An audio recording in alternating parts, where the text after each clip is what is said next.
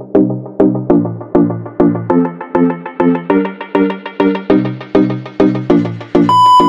there guys, I'm Mark Jason Santos TV, and for today's video, ayan, titikman nga po natin to, and also gusto kong kasama kayo na matikman, actually hindi naman matitikman, pero gusto kong kasama kayo sa first time kong pagtikim nitong Big Bowl. Ayan, Big Bowl, basta lobster flavor po siya, product of Korea. So, ito na nga yun. So, malaki siya talaga guys, as in, ayun o. Oh, basta malaki siya. Hindi siya ordinary yung laki lang. So, tikman natin. Hopefully, hindi siya maanghang. Wala naman nakalagay ng spicy, pero may nakalagay ng product of Korea. Pero syempre naman, alam natin na pag galing sa Korea, usually maanghang. Pero hopefully, hindi ito. Pero yun na nga. Ayan, Big Bowl. So, nag-init na ako ng tubig. Ayan. So, samahan nyo ako. I-prepare na natin to. 3, 2, 1. So yan na nga guys, buksan na nga po natin, and as usual, di ba katulad nga ng mga kuwan natin dito, may mga pa-plastic muna yan, pero guys, malaki talaga to. I mean, mas malaki siya kaysa dun sa mga, ewan ko lang nga kung may ganito kalaki sa atin, pero parang mas malaki siya sa mga cup noodles natin. And yan nga po yung parang seasoning niya, yan sa Big Bowl, yan po yung powder niya. And ang pinagkaibahan nga po nitong Big Bowl na samyang, ayan, gawa kasi siya ng samyang, ayan. Nakasali na po yung mga herbs niya. Basta yun, nakasali na nga po yun. Ayun no, kita nyo? Tapos lagyan na po natin, oh she, tsura pa lang, parang maanghang na. Pero hindi naman, parang hindi naman maanghang na, hindi masyadong mapula, pero mukha siyang maanghang. Pero tikman natin mamaya kung ano nga ba talaga yung lasa nito. And guys, so luto na nga po yung ating Big Bowl. Ayan, yung lobster flavor natin na galing pa sa Korea. And yun na nga, so iniba natin yung position para makita nyo naman kahit papaano. Dito ko nga kinukuha yung pagkain natin. Pero ngayon, actually naamoy ko siya kanina. Amoy lobster siya talaga. As in, ganun yung amoy niya. Wait lang, tagalin lang natin to.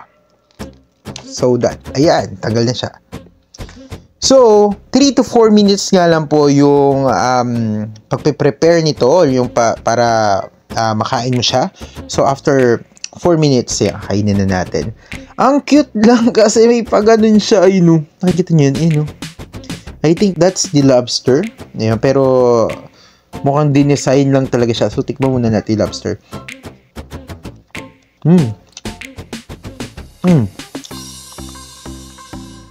May pagka-plain siya ng konti yung lasa niya. Hindi katulad ng lobster stick na kinakain natin, mas malasa yun. Pero ito, medyo blunt ng konti. Alam mo yun. So, itsura nga niya, ito. Ayan, that's the consequence. Uy! Pero yun nga, tikman natin. Medyo hipan natin. Pero yung amoy niya, alam mo yung amoy ng uwishi, ganun. Ganyan yung amoy nito.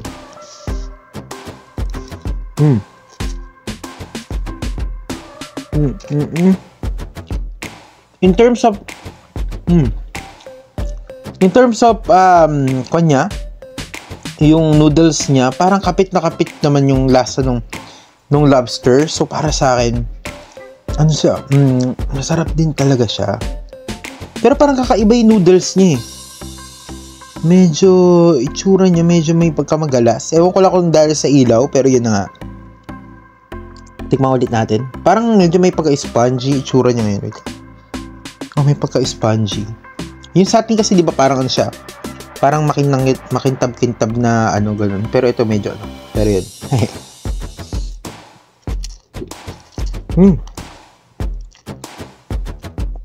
May kalasa ba to? Parang may kalasa siya, pero hindi ko matandaan ko ano yung kalasa niya na noodles dito. Pero hindi siya maanghang, guys. As in, wala siyang kaanghang-anghang. Masarap siyang kainin. To be honest, parang gusto ko pang bumili ng ganito. Parang ganun. 1 to 10 yung lasa talaga niya kasi for me. 10 siya kasi nakuha naman yung lasa ng lobster.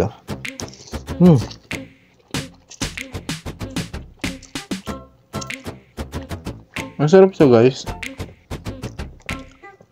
Hindi masyadong malasa. Pero hindi rin naman yung walang lasa. Grabe na yung walang lasa.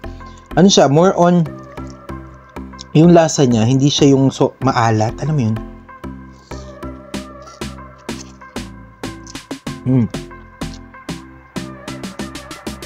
Turo, ito. Yung kan kasi natin, di ba? Ang alat nung ano. Ang alat nung ibang kan. Nung ibang ganito natin. Ito hindi naman.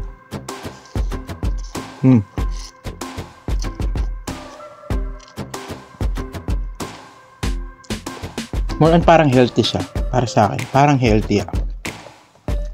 Wow. Ang dami niya guys, to be honest. So, hindi ko na napakita sa ibang angulo, pero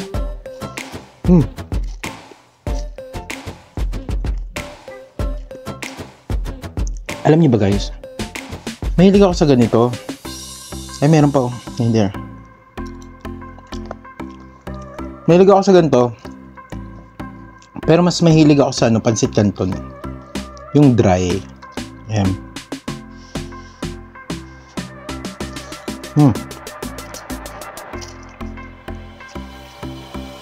Kasi nga yung mga ganito natin, ang aalat ng lasa. Pero hindi naman. Siguro kasi main na kinakain nila yung mga ganito, kaya alam.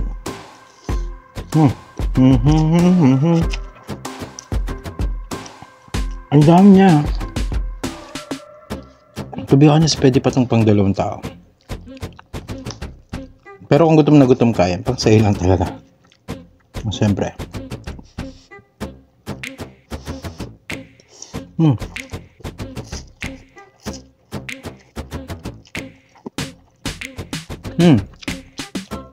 Parang medyo nakakaano ko ng anghang. Late na sumisipa yung anghang niya, pero parang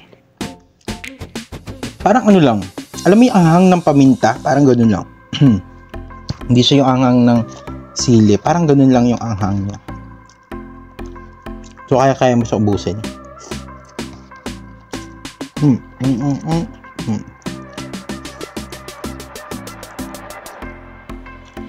Gusto ko pa rin kumain nito. I mean, ayos siya sa akin.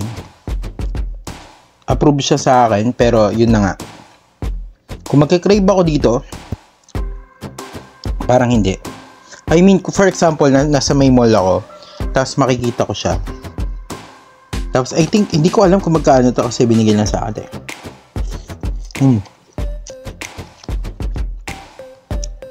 I think,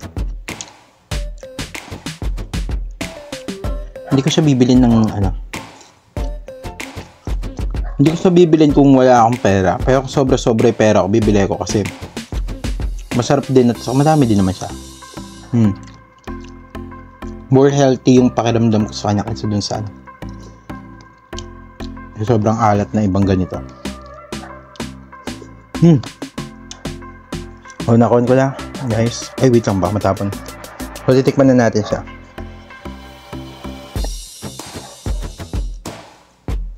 Pero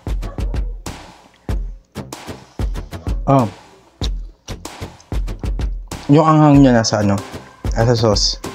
Pero hindi siya gano'n kaanghang kasi hindi ako mahilig sa maanghang eh.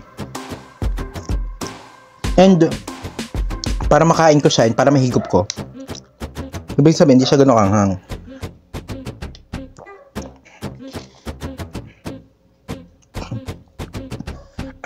Yun nga lang problema sa akin. Pag nakaka-intake ako ng medyo maanghang, ko, para alam mo yung sinisinok, ganun.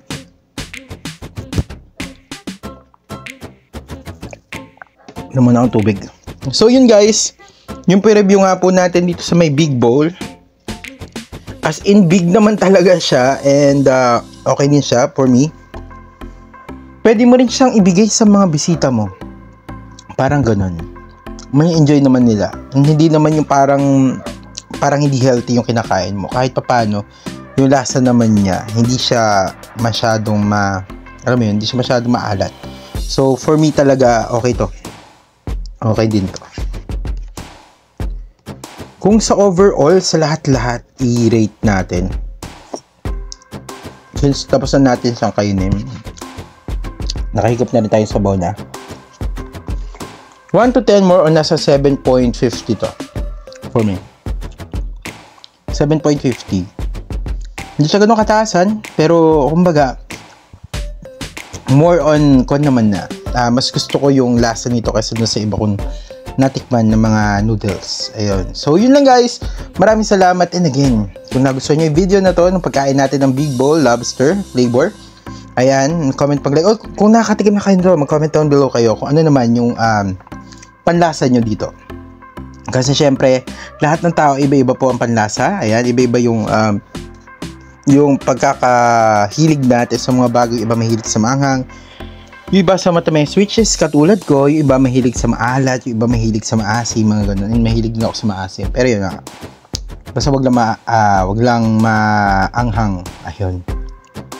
So yun na nga guys. Ayan, so maraming salamat. Comment nyo kung ano yung experience nyo kung nakakain na kayo nito. Yun lang, maraming salamat. God bless, ingat po kayo palagi, and see you again sa another vlog po natin. Bye bye, ciao. Guys, share ko lang, ayan. So, tinikman ko siya with kanin. Masarap din pala siya, actually. So, ayan. So, it's good.